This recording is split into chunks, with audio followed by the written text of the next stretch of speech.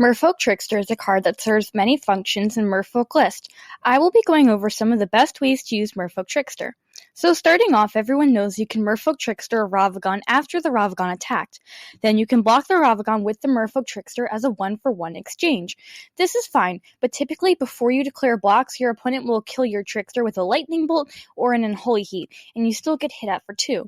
To discourage your opponent from killing your Merfolk Trickster and to keep the Ravaghan down, we need to go back. I like to play Merfolk Trickster before combat, tapping down the Ravaghan so it can't attack that turn. Although this removes the possibility of trading with a Ravaghan, no opponent of yours will attack with a Ravaghan when you have 2 blue mana open or a Vial on 2 if they don't have a plan to deal with the surprise creature. You should Trickster before combat, that way your opponent is less likely to use a removal spell on your Trickster. By this time, you should be able to assemble enough of a board to block a Ravaghan. A classic trick that isn't as relevant now is when your opponent attacks with the Tarmogoyf, and then you Trickster the Tarmogoyf. And since you strip the Tarmogoyf of all of its abilities, it becomes a 0/1, meaning you can block and kill it. Merfolk Trickster can kill a construct token because its base power and toughness is 0/0 once it loses all abilities. To slow your opponents when they have a mana dork, you can Merfolk Trickster their mana dork on their upkeep.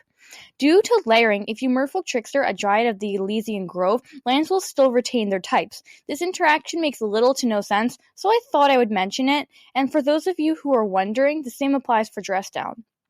Be cautious when you Merfolk Trickster Death Shadow, since you will make it a 13/13 creature. If you need to bounce a creature with Harbinger of the Tides, but it's untapped, you can tap it down with Merfolk Trickster first. When your opponent attacks with the Dragon Rage Channeler, you can Merfolk Trickster the Dragon Rage Channeler to strip it of all abilities, making it a 1/1 which you can block and kill. One of the best feelings is when you have a Merfolk Trickster and a counterspell, since you can pass the turn and counter anything relevant, or you can apply pressure on your opponent's end step if they do nothing.